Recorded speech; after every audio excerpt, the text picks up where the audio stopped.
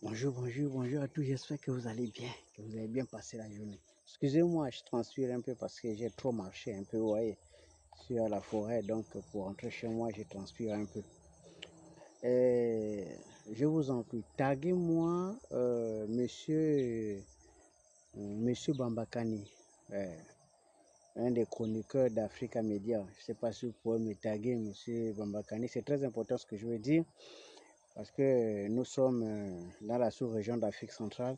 Donc, je vois, il y a des informations comme ça. Quelquefois, il faut de temps en temps des petites réactions. Parce que j'ai suivi une des émissions d'Africa Media, justement, une de ses interventions, quand il s'adressait à l'armée, aux militaires gabonais, dont il a publiquement, de manière claire, sous-estimé la compétence, étant donné que d'après lui, ils n'ont jamais fait face à une réelle menace. D'après ce qu'il a dit, c'est quelque chose, ce n'est un secret pour personne. Le Gabon n'a jamais été confronté à un conflit.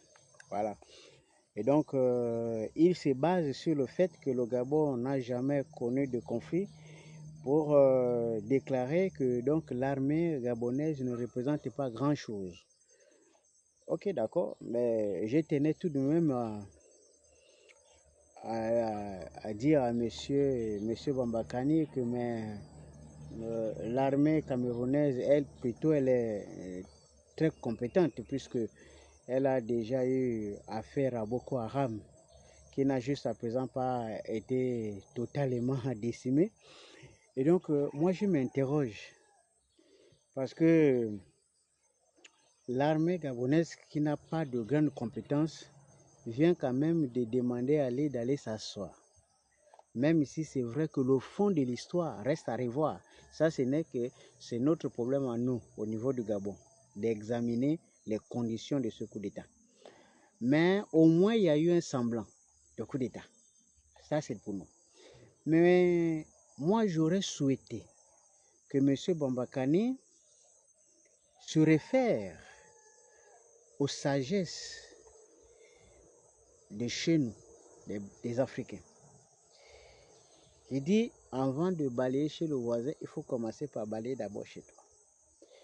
Dans le constat général, vous allez certainement me dire que je me trompe, mais moi j'ai quand même essayé d'examiner la situation avec autant d'influenceurs, de renom, Bambakani, Franklin Nyamsi, Nathalie Yobé, les autres de la diaspora, sans compter l'éminent communicateur Alain Foucault et les autres, avec autant de voix, avec autant de qualité, avec une armée très professionnelle.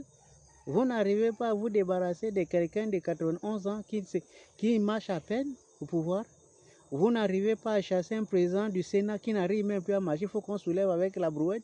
Vous n'arrivez pas à enlever un président de la Cour constitutionnelle. On ne sait pas s'il voit encore ou s'il entend encore.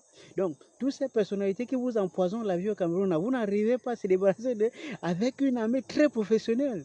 Mon frère, moi, je te conseille, hein, en tant que frère de la sous-région, d'aller revoir la copie pour voir, faire une comparaison si réellement le professionnalisme existe vraiment au sein des hautes armées là.